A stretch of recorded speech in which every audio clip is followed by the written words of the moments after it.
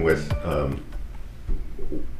given your long experience in this this business, what is it that's drawn you into this controversy now?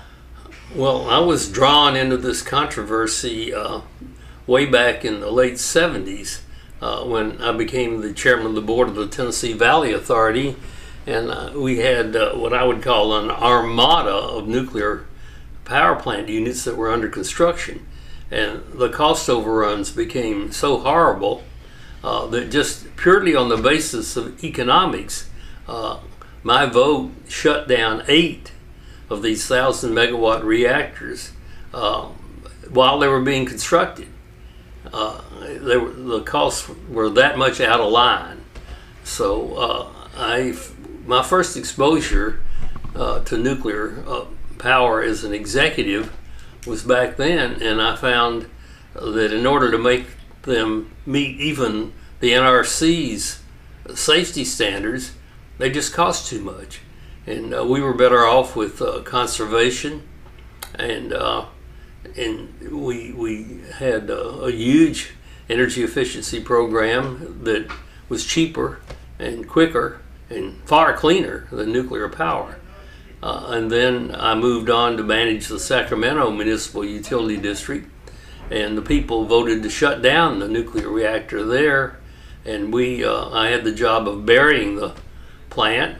It supplied 50% of SMUD's power supply, and we were able to replace it without rate increases, and Sacramento is now one of the better utilities in the country with reasonable rates, and life was a whole lot better after nuclear power. But I think the thing that really changed my mind was when I visited Chernobyl 5 years after the accident in 1991, and I saw a monument with the name of villages on it that were dead, and went out there and talked to a few people that were still hanging around.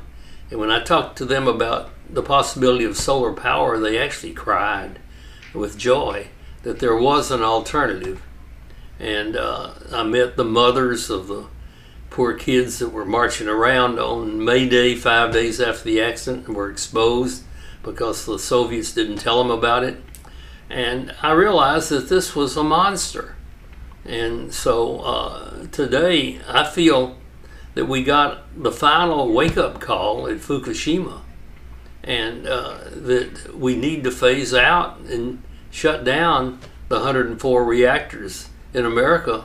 I will put it very bluntly, we need to kill them before they kill us. You have to understand the nuclear industry and the people that run it. To them, they have, and I say this advisedly, they have a religious belief in nuclear power. So facts don't interfere. You know, a religion is belief. They believe in nuclear power. And I tell you how it came about. It started off as a guilt trip. We dropped the bomb in World War II, and President Truman said right after he found out about it, he said, well, we got to make something good out of this evil. And so the whole nation started off with civilian nuclear power plants as a gigantic guilt trip. And so we overlooked the dangers inherent in it, and we thought we were doing something good. There was no other alternative to coal back then. We hadn't harnessed the sun yet and hadn't developed wind power. And so we got into this thing sort of oblivious to the fact that there is no peaceful atom, that they all lead toward the bomb. Otherwise, we wouldn't be trying to talk Iran into not building a nuclear power plant, because we know that once you learn how to enrich uranium, you enrich it a bit more and you make bombs. So, but we were oblivious to all that. And so the Edison Company and the people in that power plant, they believe it's safe. And I use the word believe advisedly. Because I've been down there in the nuclear power plants and talked to people, and especially in the Tennessee Valley, where we made the first bomb. It's almost like oil in Houston, but there's a tendency, I'm formerly a civil engineer, and there's a tendency of most engineers to really believe that the technology that they have built is safe. And so you're up against folks that are not subject to just rational thought process, because they have a belief that's religious in nature in their technology, and it just slides off. It's kind of like back when Kennedy ran against Nixon, and my next door neighbor was a real solid Democrat, but he kept telling me why he was going to vote for Nixon, and it was all because Kennedy was a Catholic, and he just wouldn't face up to it. When you have a religious type belief or a prejudice, you're not subject to rational thinking. The cost factor, the thing that stopped the power plants in the Tennessee Valley, which was that the electric rates were going up because the cost overruns of the nuclear plants. And so when the bill for replacing the steam generators at San Onofre are added to the bill that's going to be required if they make it strong enough to withstand the next earthquake, and the bill that will be required if they have to put in cooling towers because the State Water Resources Board won't let them keep sucking all the water out of the ocean and killing fish. When all those bills add up, I think we'll be able to show that it's uneconomic. And I don't think that it's possible for the Nuclear Regulatory Commission to ever change its habits of being mainly a puppy dog rather than a watchdog, because it's influenced by the industry. And matter of fact, you don't get confirmed nowadays to be on the Nuclear Regulatory Commission unless you, quote, believe in nuclear power. They can't just charge it to the ratepayers. We do have regulatory commissions at the state level whose job it is to protect the ratepayer, and that's where the fight has to be waged. And there has to be a good deal more interest in what happens at the State Public Utility Commission than has taken place in the past, because most environmental organizations have not gotten their hands dirty with the hard job of putting in evidence before a regulatory commission to show that these costs are just going up. And of course, thus far, the old plants have not had additional costs. Fukushima is a wake-up call, and we have to realize that just because a dog is sleeping doesn't mean it isn't going to wake up and bite you. It's not just the nuclear reactor itself, but all of the spent fuel, all of the nuclear trash that has piled up for 30 years. People don't realize the trash man, the federal trash man, never came. And if you can imagine in your backyard, your trash piling up for 30 years, that's the situation at just about every one of these nuclear power plants. But it's especially dangerous at San Onofre and Diablo Canyon, because these are plants that are near earthquake faults. And the utilities haven't spent the money to take them out of a swimming pool and put them in a dry concrete cask where they'll be a little bit more impregnable and can withstand earthquakes. The problem in a nuclear power plant is not just the reactor itself, but it's the fact that the nuclear trash, the spent, they call it spent fuel, but it's really what remains after the uranium is used to make electricity.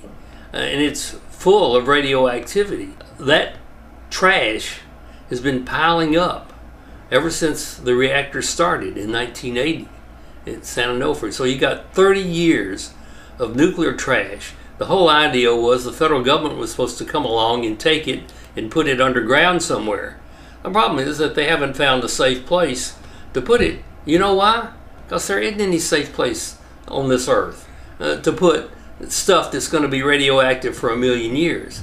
So we have a moral dilemma. We are making radioactive material every time we generate electricity that we don't know where to put it, and where it's going to remain highly poisonous for almost eternity.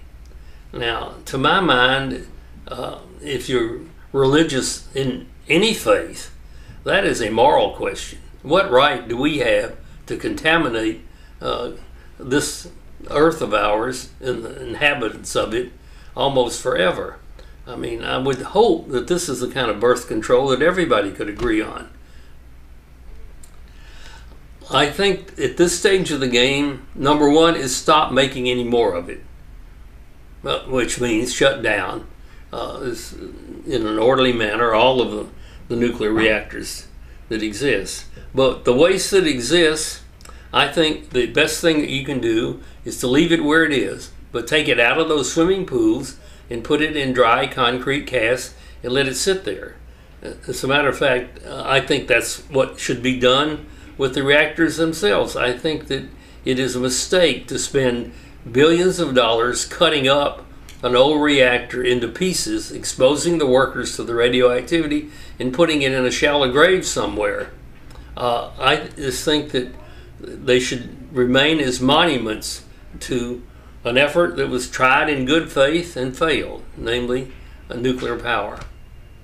We need to replace it with what we now know is truly clean energy, solar, wind, and we know how to store electricity so that we can use it when we need it, and that would create a huge number of jobs to build the replacement power. But the point that I'm making is that it will be cost effective over time to do that, because if we keep these nuclear power plants running, it's going to cost so much money to make them safe enough even to meet the NRC standards, because the earthquakes are now, we realize, larger than we anticipated. So that requires rebuilding these things.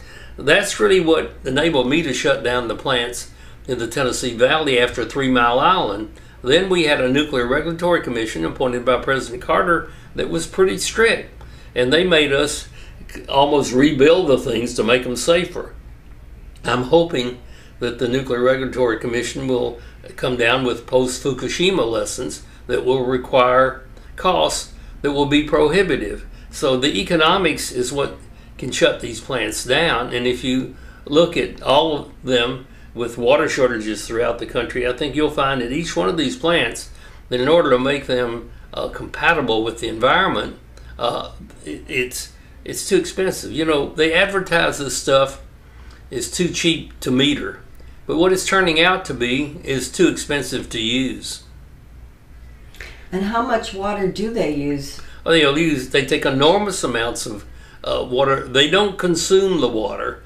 They consume a bunch of it through evaporation. But if you take the water out of a river or out of the ocean and run it to dissipate the heat, you're going to lose a lot of it in evaporation. But what happens is in the summertime, the water itself, it gets so hot that you can't use it anymore. So the power plant has to be shut down. So the nuclear power plants are chasing their own tail here.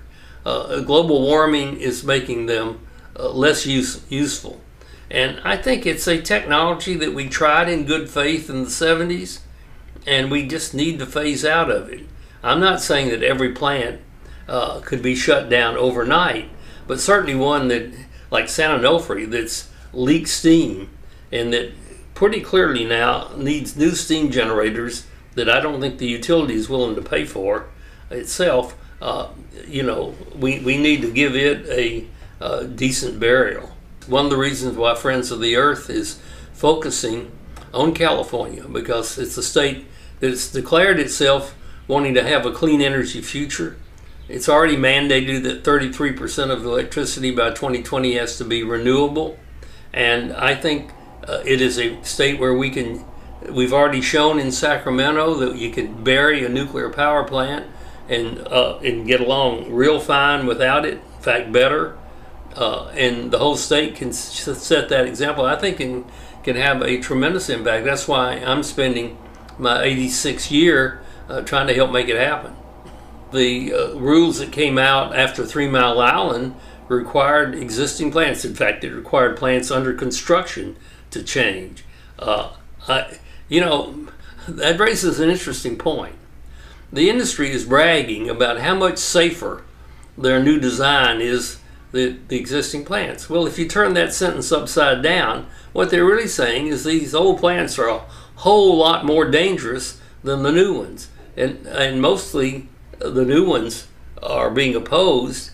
So there's even more reason why we ought to be focusing on the old ones, because they're the ones that are truly dangerous and they need to be phased out. The ones near earthquakes need to be shut down, I think, right away, especially one that has a steam generator that's leaking radioactive steam and they don't know how to fix it. And and I don't see how the consumers of California are going to pay another $670 million for new steam generators. I think that's where the rubber hits the road, when the economics begin to show that the plant is going to cause rate increases. Then I think we have the public support for getting them shut down. I would say that they ought to just use a little common sense here. Our experts have said that reducing the speed, or that is the power, isn't going to cure the problem. As a matter of fact, there's a great danger that you reach a certain level that increases the vibration.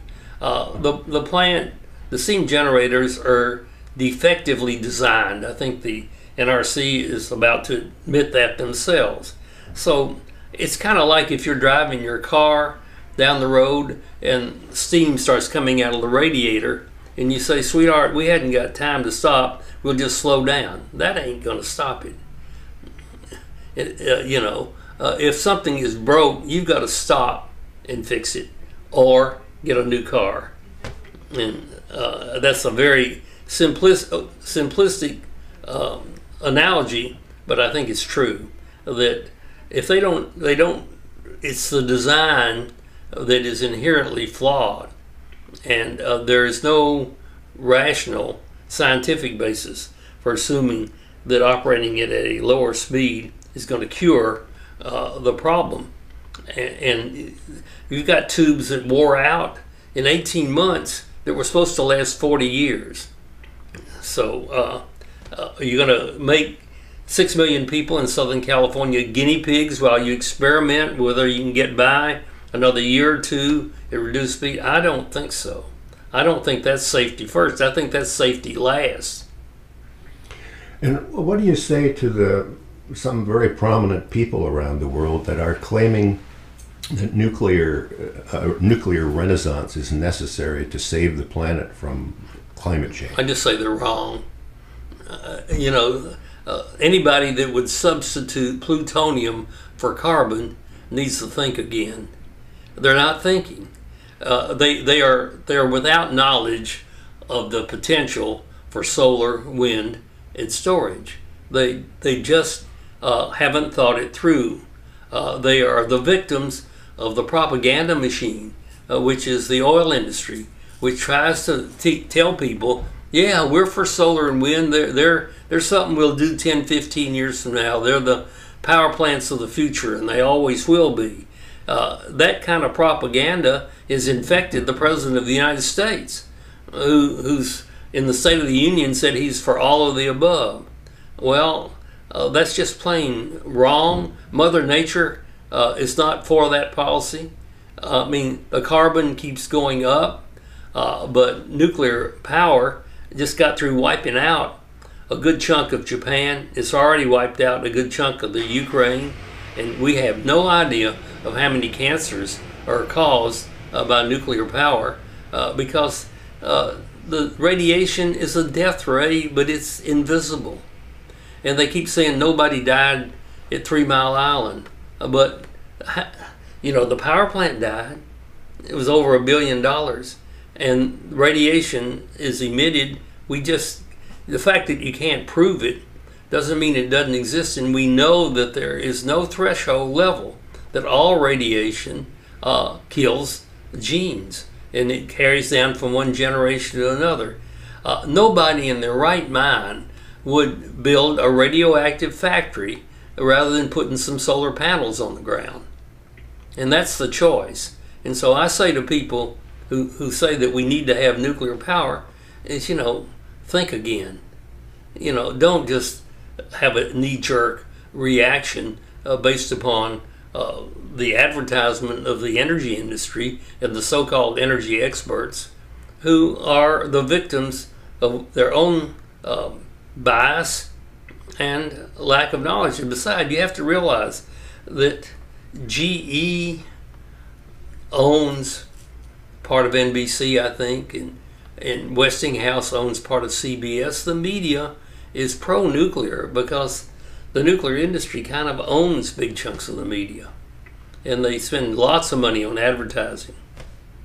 You know, you could stop nuclear power with just one law: eliminate the federal insurance for nuclear power. Now, you would never drive a car that couldn't get insurance, and so you're in favor of a technology that the marketplace will not insure. You know, even a child, when they put their hand on a hot stove, learns not to do it again. We are underreacting to Fukushima. You know, it is a frightening experience.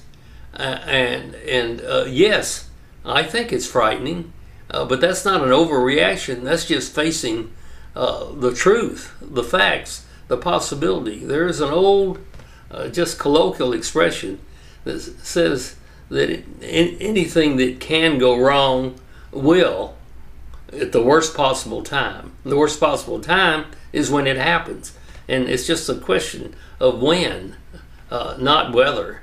You don't need an expert to recognize that power plants, as they age, become more susceptible to breaking down. They're not fundamentally different than human beings. You know, metals deteriorate, little things like the insulation on a wire will wear off over time. The Nuclear Regulatory Commission is so religiously caught up in nuclear power. They actually had a meeting the other day, a public meeting, I think it was on June the 7th, in which they were considering 80-year operating licenses for these plants.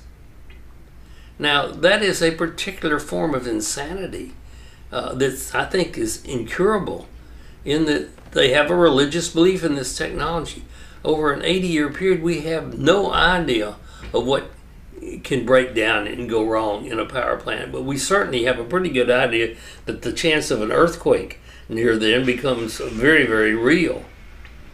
So, but basically, you know, the public has got to assert itself on this issue, because those radioactive dogs might sleep for a long time, but when they wake up, they don't just bark, they bite.